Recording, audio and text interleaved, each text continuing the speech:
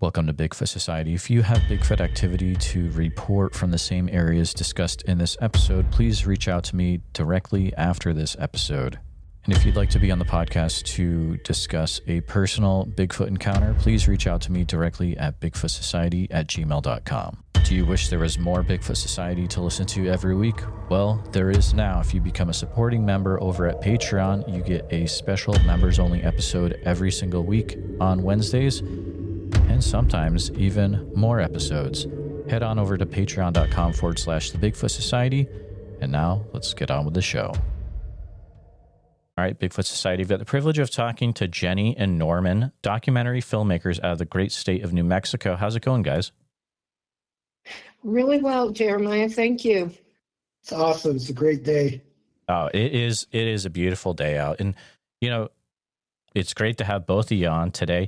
Jenny is also a news photographer for the Gallup Sun down there, so I want to point that out. And they might point out some other things as well. But Jenny and Norman have been having some interesting things happen over the years, and they reached out to be able to share what they've experienced. So, guys, welcome to the show. Feel free to, if there's anything else you would like to share about yourselves, and if not, I'll let you get right into it.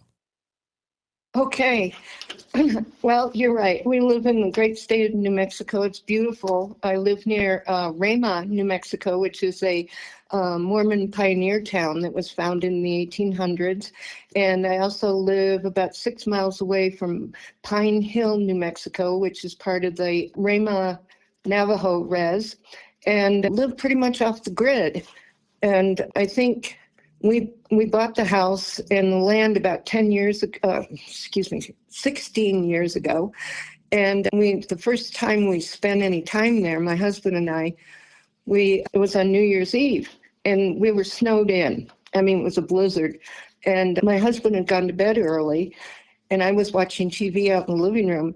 And all of a sudden, something violently shook the house. I mean, shook it. It wasn't an earthquake or anything like that. It only came from one end of the house. And, what's interesting, Jeremiah, to me, is that it was like a switch went off. I mean, I knew it was him, and I wasn't a believer before that. I've always kind of had paranormal experiences throughout my life since I was a child, but I was not into Sasquatch, or as the big fella, as I call him. And I went outside for a minute on the porch, and it was snowing like crazy, and I could hear deep crunches coming in the snow, like huge footsteps. And I just knew that's what it was. I mean, it's like something goes off in you, and you just know it. So that was the first incident. And I would come up in the summers because we had a place in Arizona. It was just too hot in the summer and wanted to get out of the heat. So that's how we ended up where we were, where I am now full time. And then there was a footprint I found on my path. I made like a hiking path, around the 10 acres. So, I could see if there were any snakes in front of me. So I'm Irish and I'm not happy about snakes. So anyway, I found the print, and it was about 16 inches from heel to toe, and I preserved it. And I wasn't scared or anything like that, but I just knew something was going on, obviously. And previously, before that, the first summer I was up there, I wanted to get pictures on a trail cam of elk because there are a lot of elk around. And so I put it in this place that I call the Magic Forest, which is right next to the house. And it has a lot of Rocky Mountain junipers and pinon trees, which are sacred. You shouldn't do anything to them unless you have a medicine man or somebody to be there if they need to be cut for any reason. So I put the trail cam in the middle of the Magic Forest, and there were 3 pictures the next morning. And the thing was, the trail cam had been moved 3 times, but was in the same spot I had left it when I got up in the morning and got it. And there were literally hundreds of orbs. I mean, just tons of orbs. And I know the land where I am used to be Anasazi. And so, there are people that lived there, lived right, on my land and had children, died there, and went to the other side. So I knew there was something really magical going on there. And then there were other incidents. There were a couple of rock throwing incidents. And I was out walking because I'd spend a lot of time outside. I still do because, 75 degrees compared to 115 down in Arizona. So anyway, I had some things happen. Knocks, rocks thrown, and what I call freezing. When I'd be out walking and all of a sudden I'd freeze. I couldn't move. I couldn't move. And I remember telling BFRO about that. And I think somebody told me that lions and tigers and things put off a pheromone, like something that they can kind of freeze their prey. That is probably referring to a thing called infrasound. A lot of bigger predators will use that, and it's thought that Bigfoot can do that as well to freeze their prey or to get something to stop moving. I've experienced that as well. So go right ahead. That happened 3 times, and the third time was when I decided I had to call BFRO. It was like somebody took a rock concert speakers and put them outside my, blasted a howl, a scream. And I grew up in the woods up in the Adirondacks, so I grew up with sounds, but this was something else. And I sat right up in bed around 5 a.m. and just froze. And I had 5 dogs then, and they froze too. We all froze. So I just wanted to find out what I needed to do to respect him, to let him know that I wasn't there to hurt him or anything like that. And so when they came out, they suggested leaving apples and things for him. So I've been doing that. And when I started doing that, the relationship changed a lot. It was good communication. And again, as I say, so I'll let Norman speak now too, because he's had experiences since his childhood up in many farms, Chinle area. And maybe you'd like to talk to that, Norman. Well, thanks for your podcast and educating people. I think that's really important. It's really critical that you have a podcast that's focusing on a being, a person that has a heart, that has a mind, that is can communicate, and it's not an animal. It's a person, and from a Navajo perspective, from the stories and knowledge I've gleaned from stories and listening to elders, from a Navajo perspective, it's really deep in terms of how we view this person or persons, and they are an entity. And from what we've experienced, as well as other native tribes across North America, indigenous tribes, is that they represent the spirit of nature. You might call them a child of Mother Earth. From what I've heard is that they're master herbalists. I was told that they're sort of like a healer in that natural world. And there's things that we everyday people do not really understand. But those that have those spiritual gifts have a process of understanding how they are, what they are, and who they are, because they've been around as long as we have, indigenous tribes. And we have stories about them, and I'm not going to really go into specifics about those stories because those are oral history. Some of those stories belong to families and communities. What I can just share is just the basic idea of who he is. He has many names. I think what's really important is that I've been listening to podcasts for past 10, maybe 12 years, 13 years. And I've noticed that the various podcasts, reading stories or experiences have kind of been multiplying. What I mean by that is there's more visual examples and representations of, his presence. And I believe, or a lot of our indigenous people believe, that it's going to continue even more. And I was told by a grandmother that they are messengers. And the more they're viewed, the more they're seen, is they're trying to tell us something in their own way. And how we interpret that is through our understanding, through our prayers and through our ceremonies and our songs and our offerings.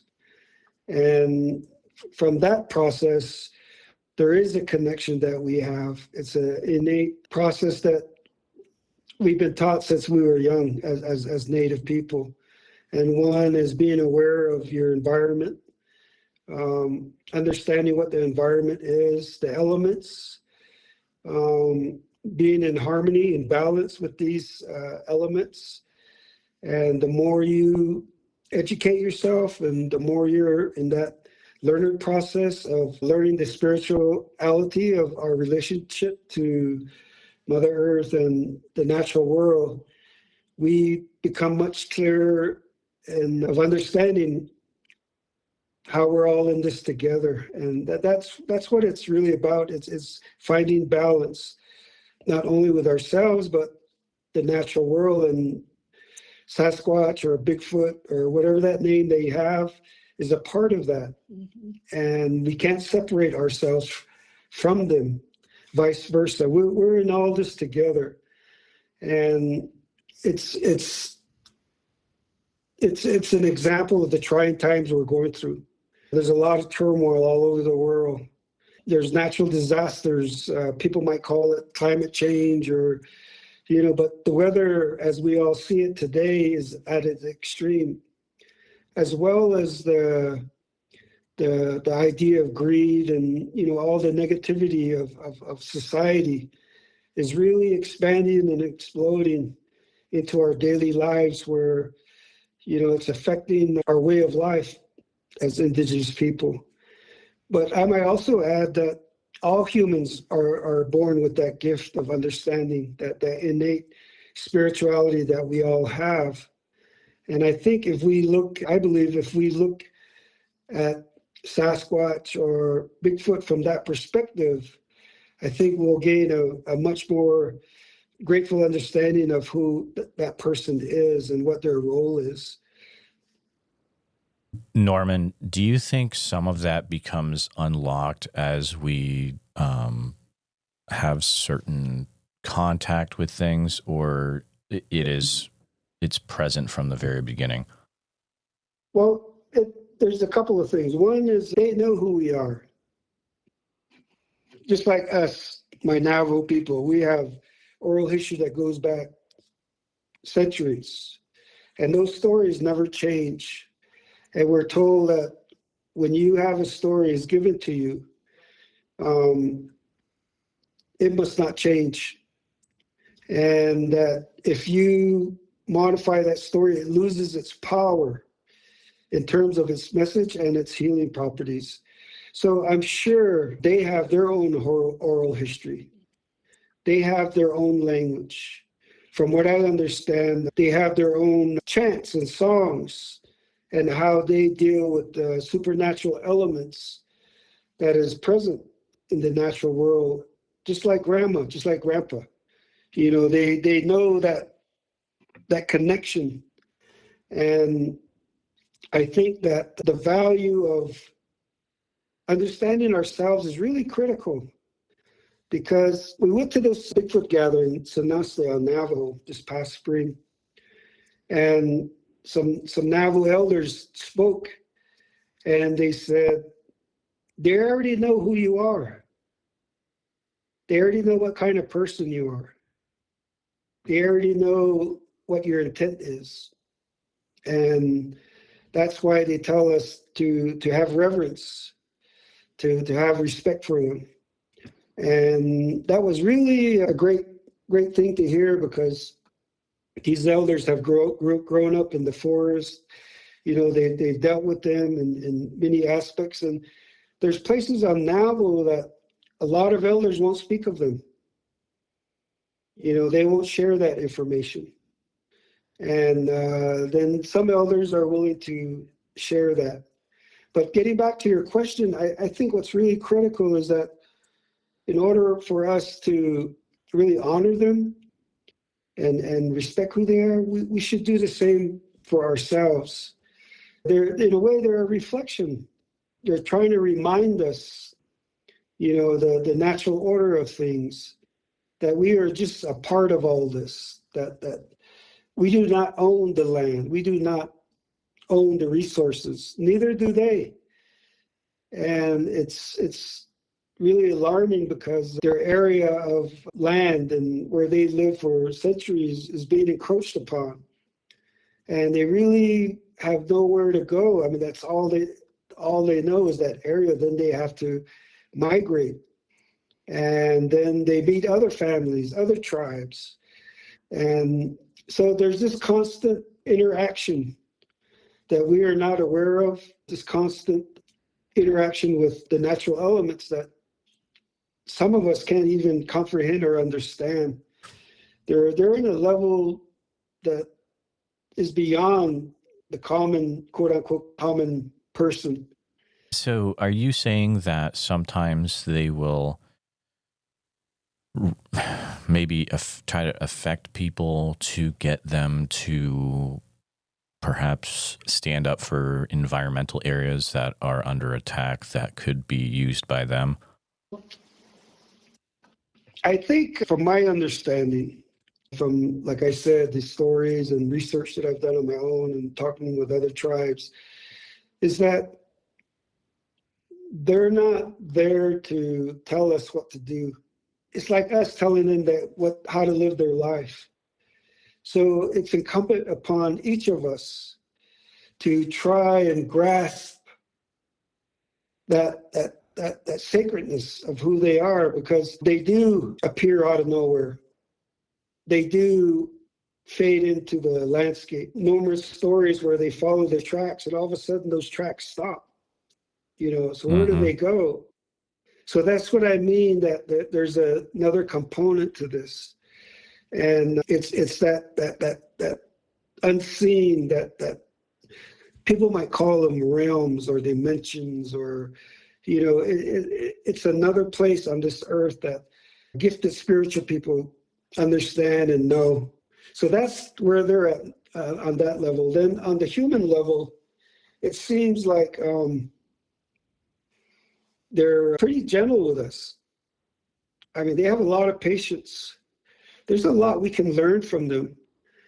But I think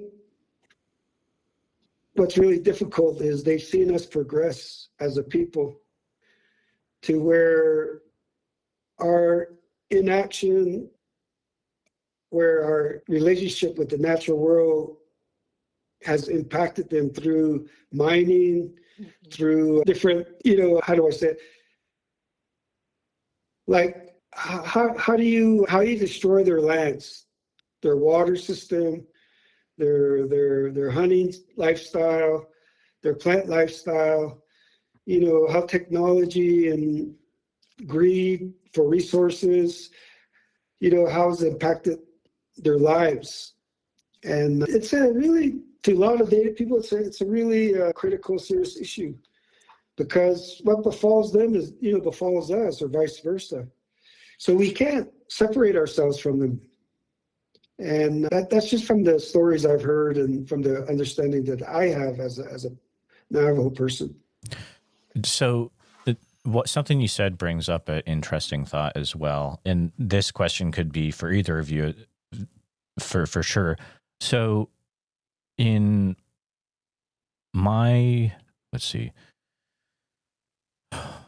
in my realm of, people talking about the weird things, there are certain areas of the US where it's thought that they could be called window areas, or there's more things that are coming through. Is that kind of what are there certain areas then that Yeah. they could be able to come through? You know what? I don't know if you know what I'm trying to say. No, I do. I do. This is something I strongly believe after all these years. Sedona, Yeah. places like Sedona, the Bradshaw Ranch, the area where I live out by Pine Hill is, you can feel the sacredness, the spirituality from the land there. And I think that my area that I call the Magic Forest, I'll just tell you, I've seen him twice. And this is the first time I've mentioned the second time out loud, other than to my brother here. The first time was about 8 years ago. We had a lot of rain, and it was beautiful. I mean, it looked like Ireland. It really did. And I came home one day around 3 o'clock in the afternoon, and it was raining, and it was just sprinkling. It was beautiful. And I looked up, straight up the land, and there he was. And he had his arms out, and he was covered in white fur. And he had his arms out, and he was looking up at the rain, and he was loving it. And I'm pretty sure he knew I was there, and I knew he was there. And then he laid down after about a minute or so in the grass, and then he just, like a wave, he just kind of disappeared into the forest, the edge of the trees there. I mean, it was astounding. And then recently, I have a gifting area in the Magic Forest where I leave his apple and oatmeal cookies and things. And I went out to check and see if the apple was gone, which I usually do. It's just part of my routine, and I pray out there. And I looked up and I saw a young one. 11 o'clock in the morning, standing behind a tree. And then he was just, he peeked at me, and then he was just gone in a flash. I mean, so my experiences have been primarily very positive experiences, and one I feel grateful and blessed to have. And, he does like little things, like he somewhere got the side of a bark box that says bark and left it about 20 feet away from where my dogs are. Like he was communicating. I know they bark. And, and gifts, a stone, the map drawing, another drawing of an arrow. Kind of, I think he's trying to point me in a certain direction, maybe to come visit. I don't know. But when something happened, the other day there was a piece of charcoal, sitting in a little white piece of paper left in the middle of the Magic Forest where, he's left me things before. So I always say thank you, and I'm always very grateful. But I do believe that there are windows like portals. Yes. And I've heard stories of them out there, but I'm not quite sure where. And, I would respect leaving that area very sacred, Yeah, the idea of your question is all of North America is a portal. That's how our relationship has been over the centuries of ancient dances, offerings, ceremonies. So there are all over North America, and they do evolve through some of those areas. Mm-hmm. It's hard to kind of explain, but real briefly, I'll share with you. When I was a little boy, I probably about 9 years old. I'll be 65 in March, so this was in the early 60s, and I had a dream of this being.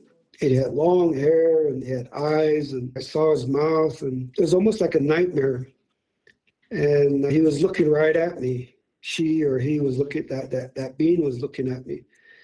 And in my dream, we were looking at each other. And I didn't know what it was in my dream. And I woke up, really, my heart was racing, and it was like a nightmare. And I didn't really tell anybody, but later on I told my mom what I dreamed about. And she just said, son, we'll just do a little prayer here for your dream, because that's what we do. We that negativity of dreams, we destroy it unless it's good. But anyway, then a couple years later, they had that movie, what was that called? The Story of Boggy Creek. Oh, yeah. And I saw that. And I said, that's what I dreamed about. And that's when I realized it was something special. Then in my teen years, I had another dream. My 20s, I had another dream. My 30s and 40s, those 4 decades, I had 4 dreams. And that's my connection. And we were the night before, we were at one of my sister's house, and me and my younger brother were drinking tea outside by a fire. We're smoking our Indian tobacco and just talking about things. And, we retired. And the next morning I went out with my coffee to that fire, and on top of the rock, I was left a gift. And it was a rock, and it wasn't there the night before. And that gift I still carry with me. And I showed it to traditional practitioners, I guess you might call them medicine people. And they told me that it was a gift, and that, at some point that I might someday probably meet one or speak with them or, meet them. And I know where they live, up in the mountains here. I just know because I know where to go. And it's not time for me to go up there. But there is a connection, a deep spiritual connection that we've had with it for centuries.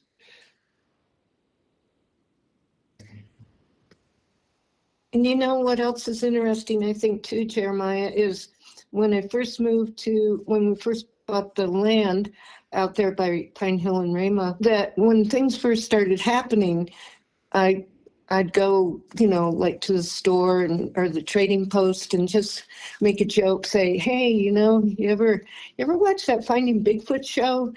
And people would just start opening up. I mean, it was incredible. I'd say about 80% of the people I've met over these areas are small. Raymond's about 400 people. Pine Hill, I'm not sure how many, or maybe 1,000 at the most. So they're not big areas. But I realized that the sightings were across the whole spectrum, too. It was Mormons, it was Navajo, it was military that live out there, ex-military. One was a general, wasn't she, or something? We saw her when Dr. Meldrum came out. So the experiences or events, as I like to call them sometimes, really ran the gamut of there was really no just one group. And so I realized that, all these people are not hallucinating, they're seeing something real. And, so and also when I started the Facebook group, I really wanted it to be for people who had PTSD. I call it Bigfoot PTSD, who didn't have a good experience. Yeah. I mean, were scared and traumatized. I know some very conservative Mormon women who are elders, and man, they can hardly even they can't even really talk about it. It's so upsetting. So I know that different people have different stories, different truths. And I think that I just wanted to provide a place where people would be protected and safe. They could learn more. They could speak if they wanted to. And, so my group and our group ends up being a little bit quieter because the people often don't want to mention him because it's like calling him out, right? It's like if you mention him, it can make him appear, right? Isn't that true, Norman? Yeah, with some tribes, yeah. Yeah. So I'm very respectful of that. And I want to protect the group as much as I want to protect the land, So, but it was really interesting to have so many people say, what happened to me? And I don't know if it's because where I grew up in the Adirondacks, I was always kind of an environmentalist, even as a young kid, like on, Stingray bicycles with my best friends. We were always trying to stop people from hurting trees out in the Adirondacks, and and so I think I've always been environmentally attached to the earth. And I think that's grown over the years. And anyway, so that might be one reason why he's decided to communicate with me.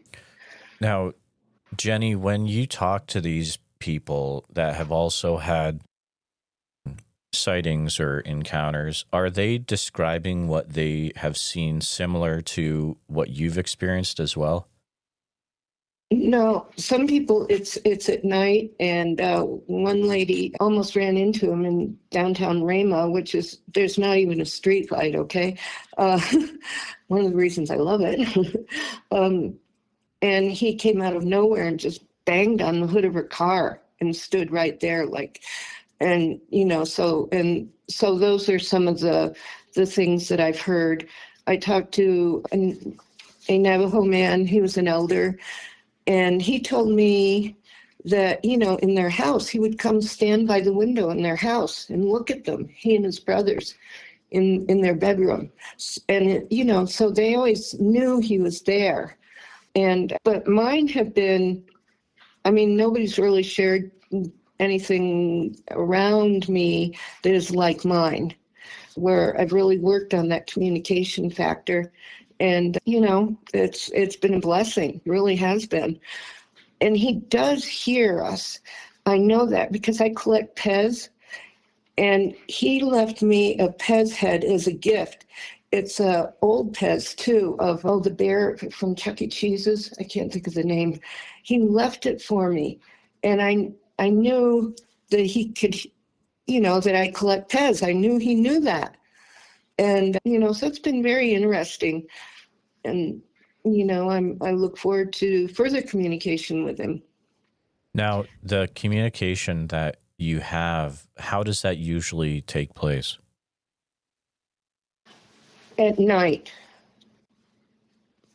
At night. He will come at night, and he'll leave something at night. And it's there in the morning. And it's like that switch again, I have no neighbors. I'm in the middle of 10 acres, and it's a very off the grid area. And, so I know somebody's not going, they're going in there. It's happening in the magic forest too, where all those pinon trees are. That's where a lot of this happens. So there might be a portal or a window there, because I have found sometimes only one print in there, and they're smaller. So I've thought maybe there's a nursery. Younger ones are coming through there, smaller ones when they manifest. But it's, it's really interesting. And I share everything with Norman right away. I call him and tell him if anything new has occurred, I wanted to talk to you for a minute about your freezing episodes. How long did those last for when it occurred? That's a really good question. I think it only seemed like a couple of minutes, but the time with the howl outside the house, that I thought went on for about 5 minutes. And the ones I had when I was out hiking, walking my land, those seemed shorter. But I wonder if I lost any time. I hadn't really thought about that. I've experienced one of those in the woods in Oregon. It was in July, and it was about 5 minutes long. I couldn't move out of my chair. It was very, very strange. You just feel powerless. You're completely aware of what's going on, but you can't even tell anyone, hey, I can't move. It's like sleep paralysis, but you're walking right. Because I had sleep paralysis the first couple of years when I'd stay at the land in the summer. And, and that's the exact feeling. It's like you're powerless and you can't move. Even though you want to, you can't. It's very interesting. Wow. 5 minutes. Yeah, that's kind of what I think the one in the house when the scream happened was about 5 minutes. And for the dogs too. I mean, we kind of all came out of it together. So the dogs couldn't move either. No, they were frozen. Yeah. They sleep with me, so they were all right there. They all woke up. They heard it. They didn't bark. They just all froze. You know, it's really interesting. Is that something that's commonly reported in your area, guys, where, people will all of a sudden not be able to move? I don't know. I'd have to ask. From that gathering I went to, no one spoke of that. There was numerous people that shared from different parts of Navajo that came to this gathering at the base of the Lukachikai Shuska Mountains. This was during the summer, and no one spoke of that. It's really interesting. I'm going to have to do some research on that. One thing I'd like to share is, okay, we're told when you go into the mountains or when you go to anywhere in nature, whether it's the desert, the mountains, or the canyons, that before you go upon your journey or your hike or whatever, is to do an offering of some sort. Mm-hmm. Whether it's a prayer or leaving something, or it's an acknowledgement that the space that you're going into belongs to someone else, that you're only there to experience the greatness of that area.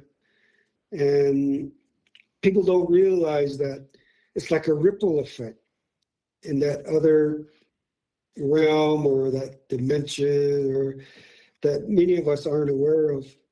So when you do that, it reverberates all across that area. And these plants and trees, they're alive. The animals, the birds, there's a deep understanding there of each other's roles. And our role as Indigenous people is to unite those elements through our prayers and songs, and to give offerings of thankfulness. And that's been our role since the beginning of time, is that as Indigenous people, we are giving you these ceremonies to acknowledge nature, to acknowledge the elements, and when you cease to do that, the climate changes, things change. So it seems to be that in our Navajo teachings from many of the elders, they say that the weather is a reflection of us, is that we're not doing our part in honoring those elements, those realms, or those people call them dimensions. But, there is that element there that is unseen, that is real. That's where the healing comes from that space. That's where the energy comes from, the sacredness of the elements of life in different forms. We connect with them through vibration of our songs and our chants, and it vibrates back. So there's this natural process that the majority of mankind has lost. And as we continue to lose it, that element of our connection to that divine space, then we have the situation that we have now. The weather, political strife, and things happening all over the world, the wars and the suffering and the hardships. And that's what our elders tell us.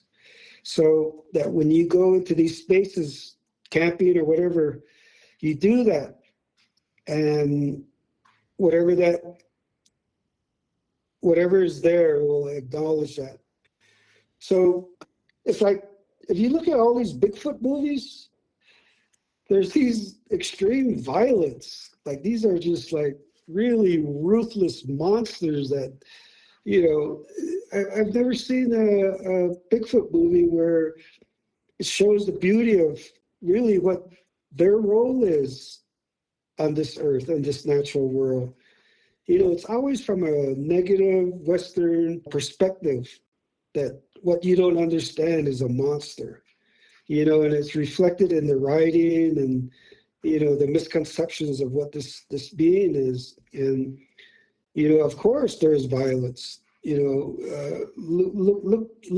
at who we are as look at humanity, look at how we've lost ourselves, and I would just encourage more of the positive aspects of what this being is, instead of the horrific horror stories. And it might be true, and some of these different podcasts I've listened, they're written, and how much are true, how much of those that are read in these podcasts are true. And it kind of makes me think about that.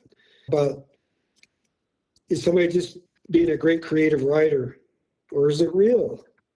So even today, you don't even have to be a creative writer. You could just have AI do it. I mean, that's why I talk to actual people, Yeah, that's awesome. That's awesome. We had so many experiences out here. I think it was, when did Dr. Meldrum come? 2016. Norman was there, and it was probably a couple hundred people, and came out to El Moro, which is, I don't know, maybe got a population of 150, but there had been so many sightings and events occurring that he came out, and that was really something. They were trying to make a movie too about it, a documentary, but that fell through.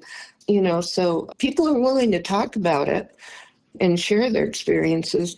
I think my first experience was up in the Adirondack Mountains, actually, when I was about 20 years old.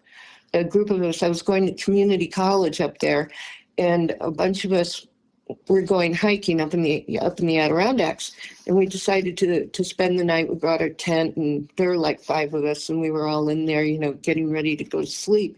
And we had put our tent up. There was no one else around, no one else. And in the middle of the night, I don't know whatever grabbed the tent and shook it. And it wasn't a bear, because nothing was ripped, and we didn't hear anything like that. And I think that was my first real experience. And I know Adirondack Bigfoot, John, there are a lot of things going on in upstate New York as far as sightings are concerned. I think would be really awesome is you've had these Senate hearings on the UFO phenomenon, right? The unidentified aerial phenomenon, UAPs and UFOs, and how the Senate came together and they had these whistleblowers. I think that would be an incredible idea, is how could we formulate a movement to have Congress in itself look into this.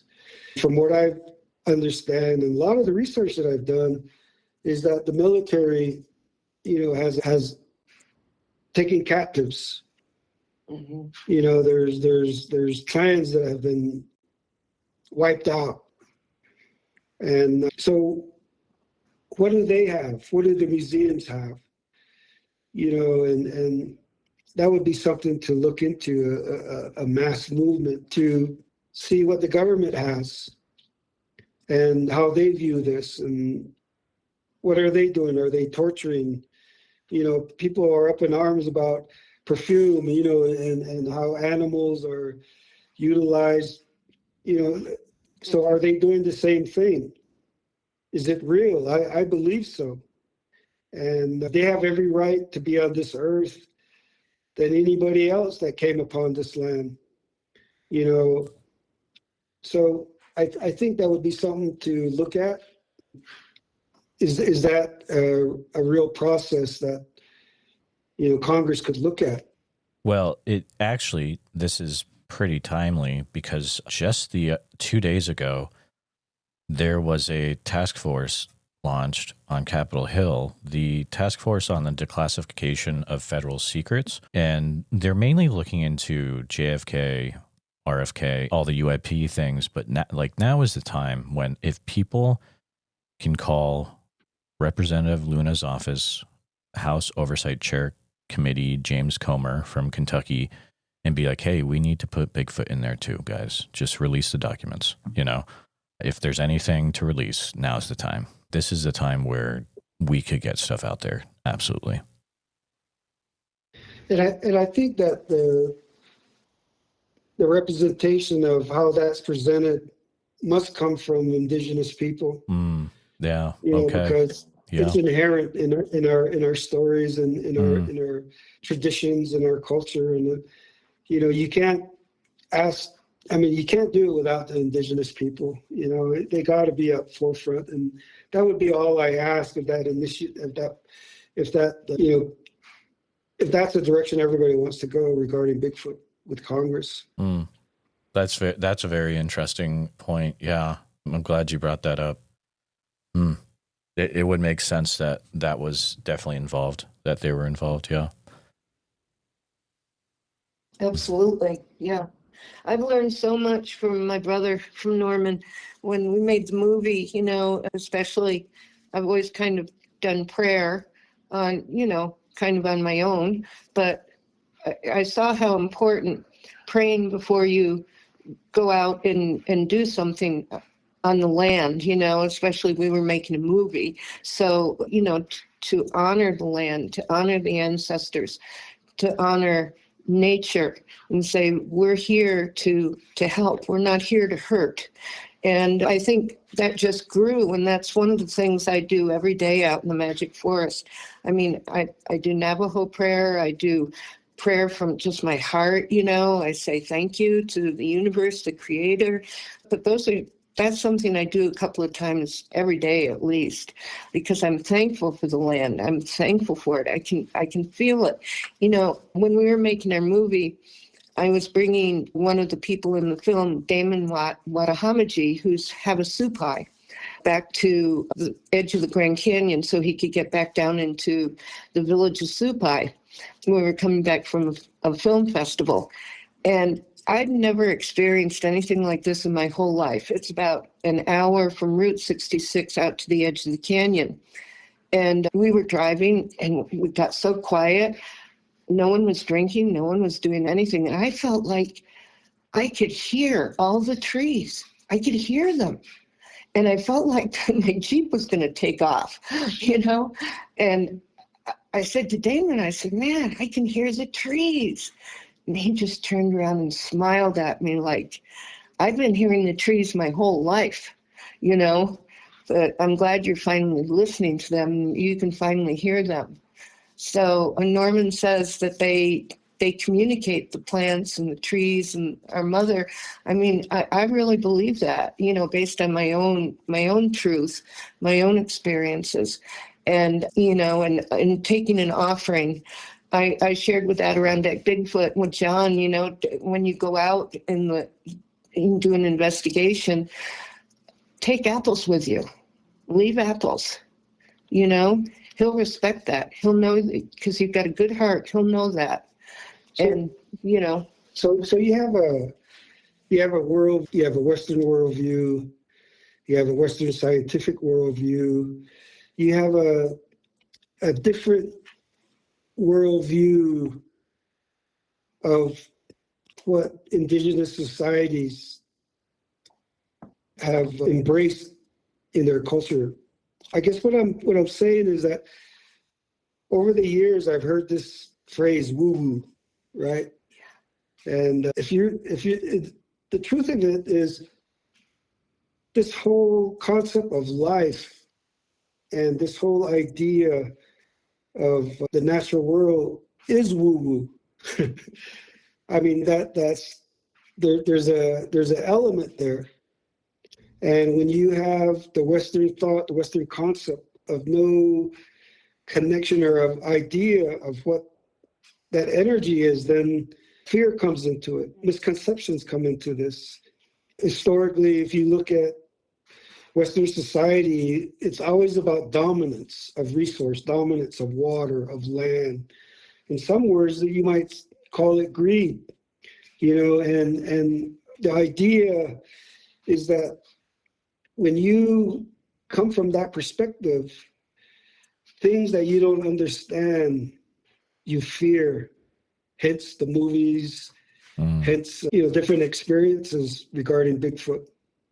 So I guess what I'm trying to say is that there's a way to communicate, and it doesn't have to be like a big ritual or a big ceremony, or it's just a really simple understanding that I respect you, I respect this land, and I'm only here to heal myself, to be a part of this. I have a right to this land, and if it's presented that way, you'll be okay. But if you go in there with an attitude, then of course, there's going to be consequences.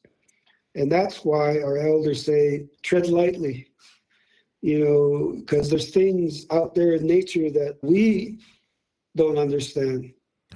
Is There's is that the Go ahead. is that the equivalent of when people say, be careful what you wish for? Oh, totally. Yeah, totally. Yeah. What we're told is that our thoughts and our words manifest automatically, instantly, goes into the universe. That's why Grandma always says, hey, son, be careful what you say, be careful what you think, because it manifests itself instantly. So that's what balance is. And if you look at the natural world, they all have their own roles. The trees have their roles, the plants, the butterflies, the bees, the birds, but humanity has,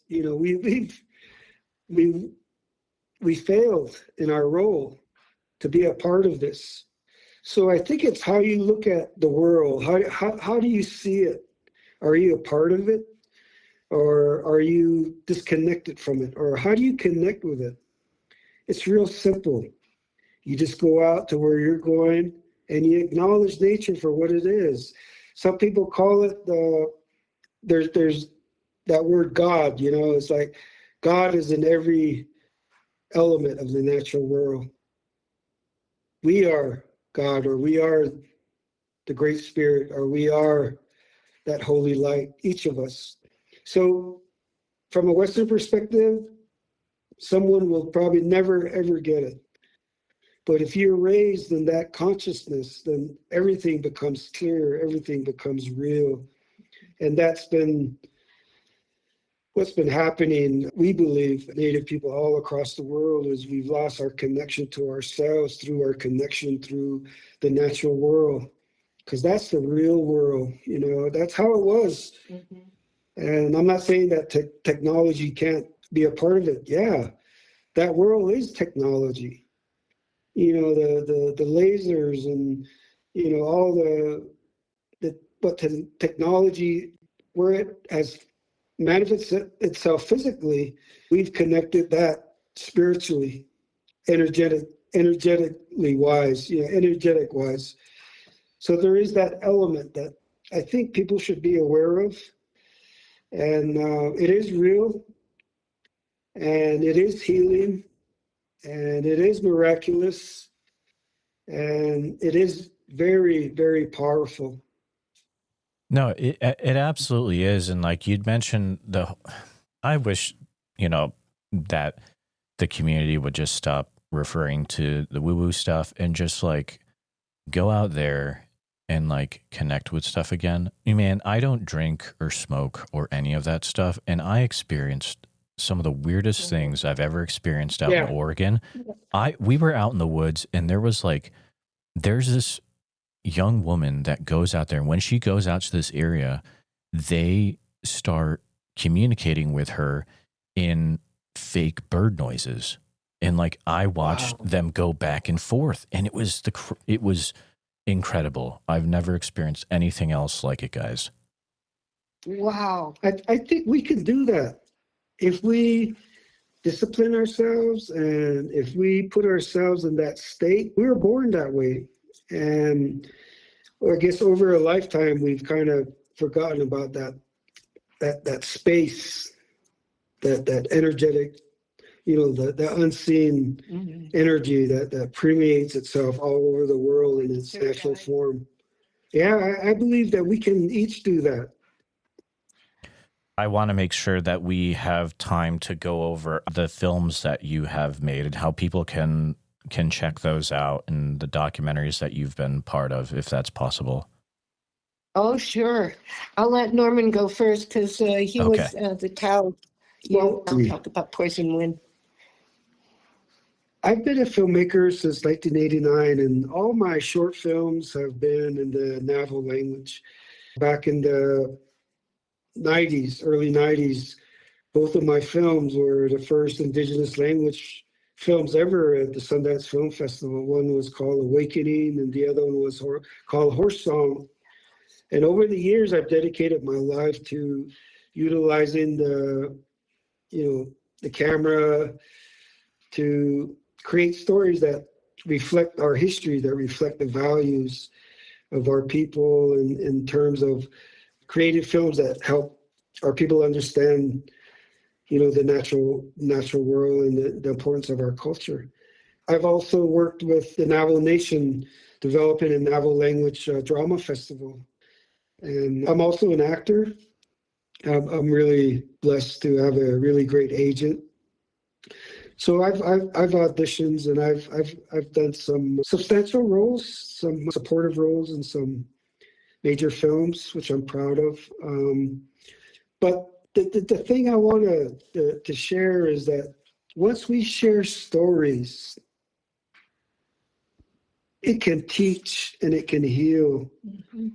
And I think that's the value of storytellers. We need more storytellers, and we need these stories to present themselves, how humanity is, what humanity, we're at, who we were before, who we are now, and what we can become.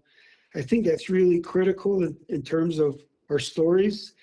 There's a lot of, I call them trash movies, in Hollywood, but then there are some really good films. And I just encourage everyone, myself as a screenwriter and as a storyteller, is that we promote the goodness of humanity, that our elders call us Bilashtai. That means five-fingered being. And it doesn't matter if we're from Africa, South America, Russia, China, Asia, we're all five-fingered people. And we all, are living this experience. And I think once we understand each other's experience, I know it's like a cliche, but I think that's really important, that as writers, directors, actors, poets, storytellers, that we continue to reflect on the richness of who we are as humanity and how we're intertwined with each other, mm-hmm. and how we need to help each other, especially during these times right now. We do have the ability to make this world a better place. And I'll just share one last thing. As we all got together as indigenous activists all across Navajo, we came together, and we had a big old and ancient ceremony, and there were some medicine people there. And a lot of these medicine people, indigenous societies all over the world, they have this direct link with the unknown or unseen, and they divine information. Some might call them psychics, some might call them truth seers. These medicine people, during our prayer, the elder says, I was just told that, we're in a really horrific place in humanity. And one of the young women says, hey, Grandpa, what do we do? Is there a ceremony? Is there a prayer? How can we fix this? The world's going crazy, the tsunamis and the earthquakes and the fires. And then the medicine man sits there for a while, and he goes, well, this is what I'm told. It's too late. There's no ceremony. There's nothing that's going to stop where we're going. And where we're going now, what I'm told is that there's going to be a purification. And no matter what we do, there's nothing we can do to stop this turmoil on earth. Then he says, but there's one thing, that it's not up to the gods or to the holy people, it's up to humanity. He said, what I was just told was that in order for us to fix where we're at, the sorry state of humanity, the wars and the pestilence, the starvation, the raping of Mother Earth, the lands, the resources, the water, the pollution.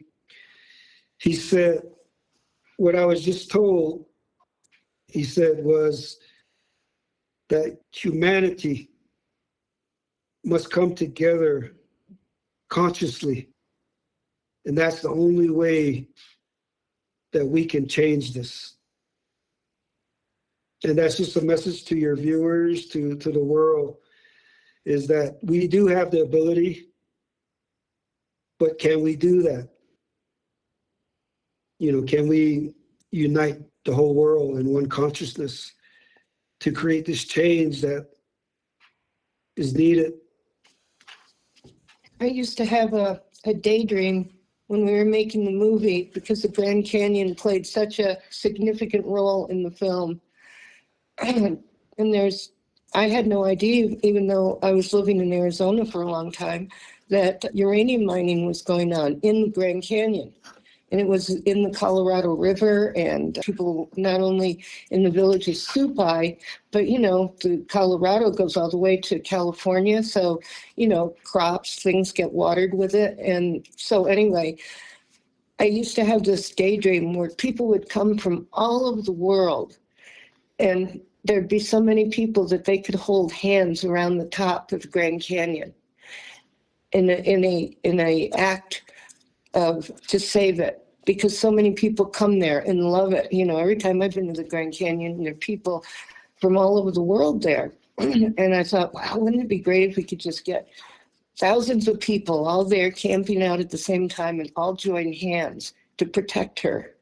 So that was kind of, it needs to be a show of humanity like that, on that par, I think. But yeah, we made Poison Wind, which was about uranium mining on the indigenous lands of the Southwest. I was down in the Grand Canyon with my husband for his birthday, and I felt like I was standing in the middle of a beautiful circle. I'd never felt that before. And I looked down at my feet, and when I looked up, there was a man from the tribe, and he asked me, he said, "What do you do?" And I said, "You mean for a living?" He said, "Yes." I said, "Well, if I'm lucky, I work in film and TV." And he said, "Do you know they're uranium mining here?" And we took the helicopter out, and I just started calling people. And people I knew Norman, and it was just this domino effect, this chain reaction. And people wanted to give music for free. We had a college, the University of Advancing Technology, gave us all the editing booths for free. And, so Poison Wind was financed by my husband, but at the same time, we never charged for it. And it's free on YouTube. And, and what's interesting too, is I had been at a film festival years before with Norman, and some of the people who were later involved in my film, and didn't meet them at the film festival. It was in Scottsdale. But all these people I kept meeting, Tom Goldtooth, and, all these people I'd actually been made aware of years ago. And then all of a sudden I was meeting them. And it ended up being a wonderful journey. I mean, we're very grateful to have done that together. That's fantastic. I'm going to have definite links to that, so people can check that out on YouTube. It sounds like a very educational film that people need to be aware of. We were chased twice by helicopters. Of course. And then remember when we were filming over in Grants, and those federal marshals We were doing film Manny Pino from Acoma Pueblo, and these federal marshals came out of nowhere and jumped out of their trucks with badges and guns and wanted to know what the heck we were doing. We were right at the base of Mount Taylor, which is one of the four sacred mountains of Navajo Nation, and right at the base of uranium mine there. And, and it ended up, it got diffused, but for a minute there, it was a little scary. You put on your war bonnet. Wow. Oh, man. Yeah, we got to check that out for sure. Thank you. Thank you. We went to over 20 film festivals around the world, and we won 2 awards in Europe, in Wales and in England for Poison Wind. I also like to say thank you, because I think it's really important that this being that we're talking about is really reflective of our times. And what do I mean by that? Well, if you look at where we are as humanity and how we've impacted the weather all over the world, and I think you can't separate Sasquatch and Bigfoot from that issue. They're an example of how they've continued their process and their role in the natural world.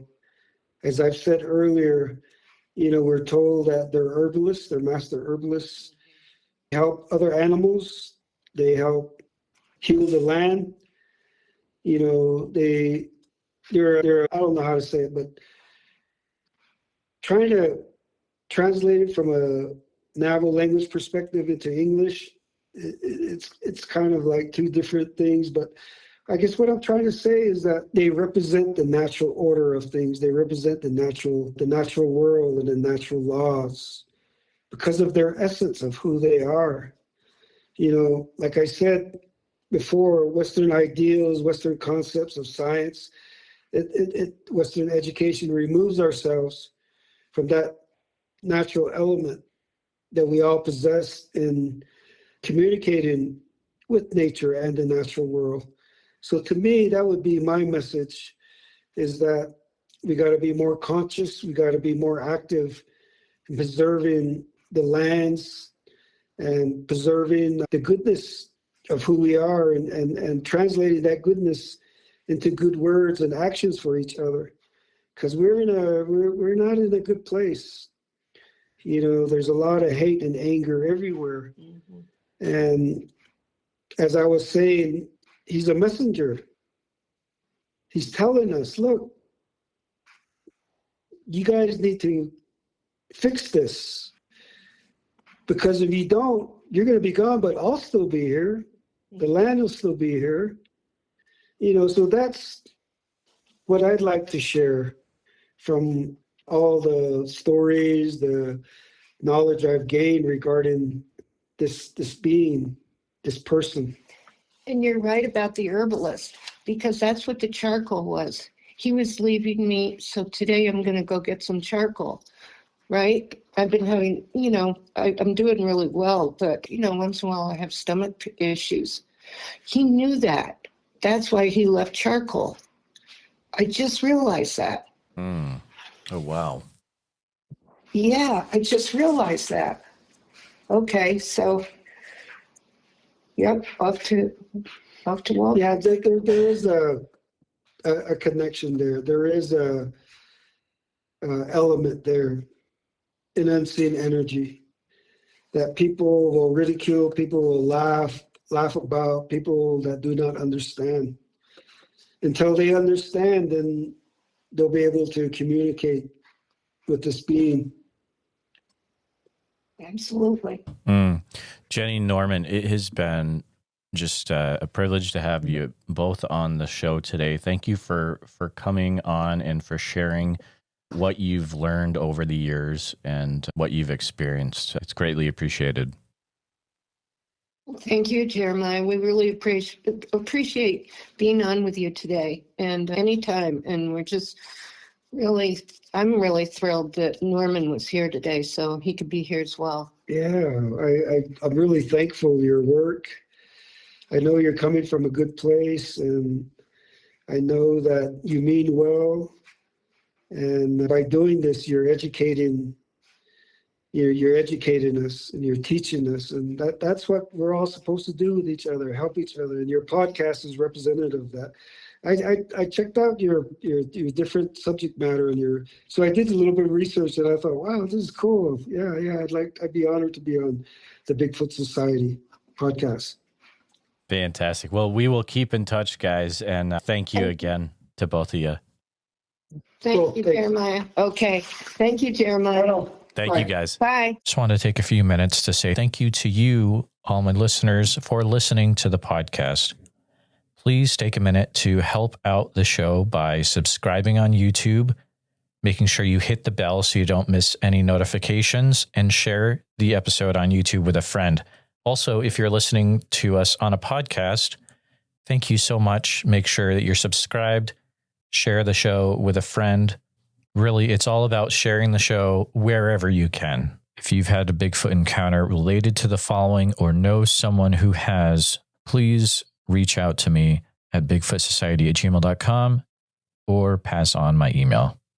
Here's a list: the Subtle Lake area of Oregon, Rainbow, Oregon, McKinsey Bridge area, Sweet Home, pretty much that entire area, the north part, if you get what I mean. I'll see you back next time, listeners. Sasquatch Summerfest this year, July 11th through the 12th. It's going to be fantastic. July 11th through 12th in Green Waters Park in Oak Ridge, Oregon. And listeners, if you're going to go, you can get a 2-day ticket for the cost of one. If you use the code BFS, like Bigfoot Society, but BFS, and it'll get you some off your cost. Priscilla was nice enough to provide that for my listeners. So there you go. I look forward to seeing you there. So make sure you head over to www.sasquatchsummerfest.com and pick up your tickets today.